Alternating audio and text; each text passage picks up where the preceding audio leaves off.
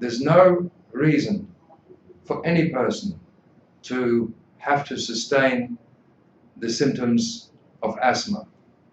With Buteyko's method, you can overcome these symptoms, because it was Professor Buteyko who actually understood the real cause, the real underlying reason for asthma. I guess the first thing is, what is asthma? According to the official medicine, there is no known cause. Professor Buteyko claimed that the reason why people develop asthma is because they breathe too much and too deeply. They breathe above what is physiologically recommended. He went on to claim that any person who breathes within the medically recommended norms cannot have asthma. He claimed this because, according to Professor Buteyko, asthma is not a disease as such. It is in the category of conditions that were known as the diseases of civilization. These are conditions which somehow develop within the human organism. They are not contagious, and nor are they congenital. Now, if you have the genetic predisposition towards asthma, the only way that you can actually develop symptoms is because you breathe too much. Now, given the fact that we breathe 20 to 30,000 times a day, you only have to breathe a little bit too much all the time for that accumulative effect to result in total an accumulated massive hyperventilation. Asthma is a defensive mechanism, because if we breathe too much, if we breathe sufficiently more above the physiologically recommended norms, what happens? We lose carbon dioxide. As a consequence, the body wants to keep this carbon dioxide. It wants to hang on to its carbon dioxide. So it creates constriction of vessels, tightness, the typical asthma symptoms. Did you know, for example, that historically, and this is according to medical journals, there were no reported deaths from asthma until they began to treat the disease with symptomatic medications. A symptomatic medication is a medication that addresses the symptoms of the disease, not the cause. So let's roll back for a minute. What is the cause? Too much breathing, and the body responds by tightening and constricting the vessels so it can keep in its carbon dioxide. Now, take a symptomatic medication, Ventolin or any other kind of bronchodilator. What happens? The organism loses CO2, the body's defense mechanism is defeated, and later it comes back even stronger. Around 20 years ago, a little over 20 years ago, I was involved with medical centres in Sydney, Australia, and I was introduced to an unusual Russian chap, and he practiced breathing technique of his professor, and I very much liked him and thought he was very interesting, but I did not take seriously his claims that he could treat asthma, allergies, diabetes, and all these kinds of very serious conditions. But I did try to support him a little bit, and I did try to organize some students for him under the impression that, well, he's got some breathing technique, and maybe people will feel a bit more relaxed or a bit better if they breathe a little better. I did not think for a minute that a breathing technique could solve or significantly change the biochemistry of an organism and reverse diseases like asthma or allergies or angina or high blood pressure, diabetes, bronchitis, and so forth. It seemed like just ridiculous to me.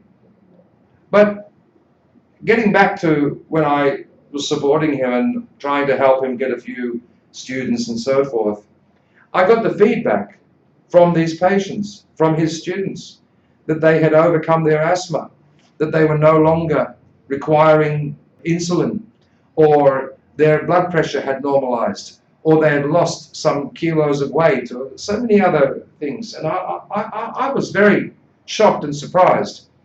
So I then requested that if Alexander would be so kind to bring Professor Buteyko's documentation and masses of highly technical biochemical analysis and papers that were written and the results of various trials, all written in Russian, arrived in Sydney.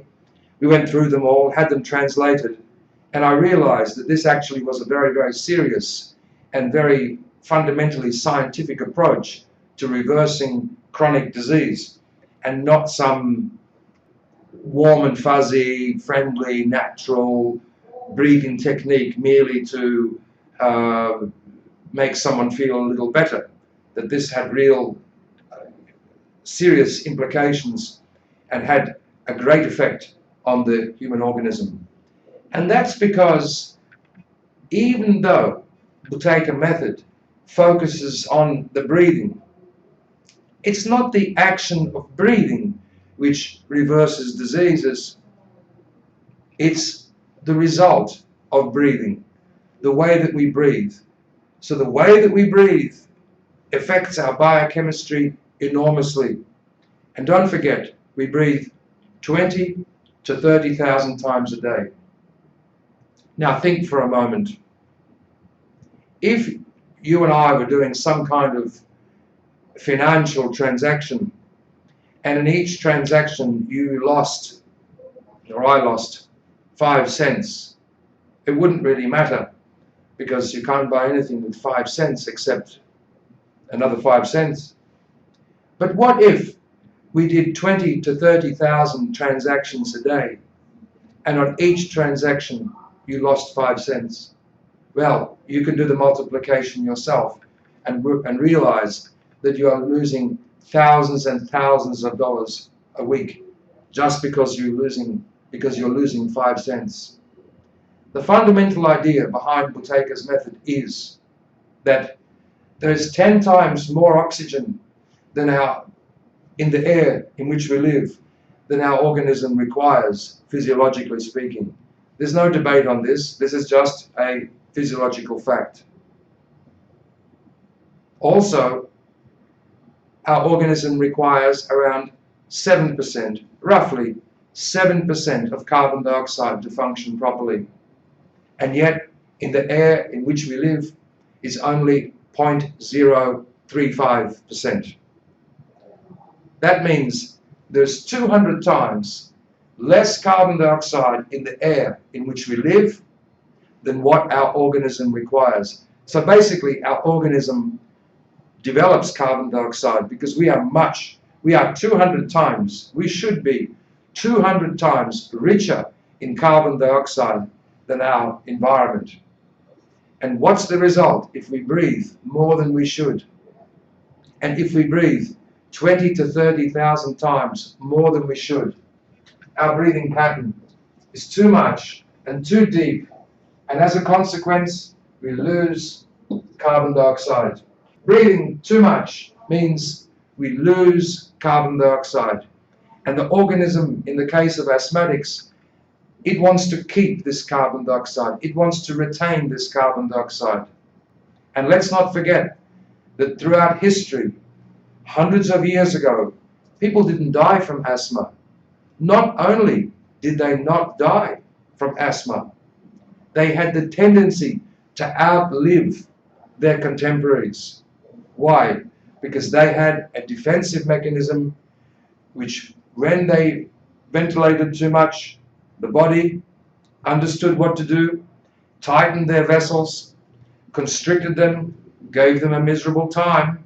You're not happy, and you can't run around being relaxed if you're having tight chest and you can't breathe properly. But the organism is happy because it's keeping its carbon dioxide. And then, as a treatment, they began to give people symptomatic medication. Brilliant. Opens up the airways, makes you more relaxed, you can breathe again.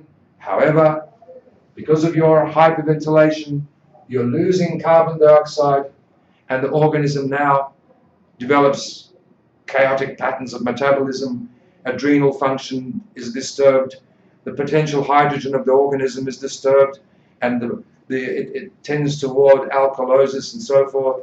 A whole range of a cascade of problems occur, health problems occur because of a loss of carbon dioxide. So Buteyko's method for the treatment of asthma is to reduce your breathing, to retrain your respiratory center so that you can comfortably breathe less and less. Is it easy to learn, and is it easy to practice?